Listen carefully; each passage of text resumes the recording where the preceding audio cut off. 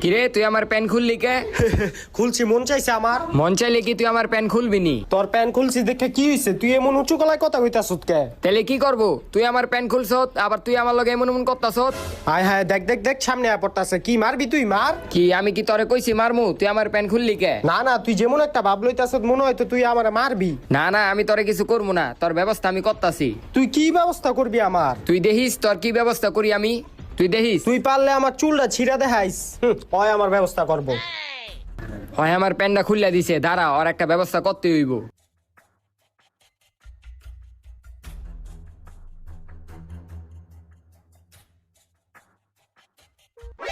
হ্যাঁ, ছবিটা হয়ে গেছে গা, এখন যাই।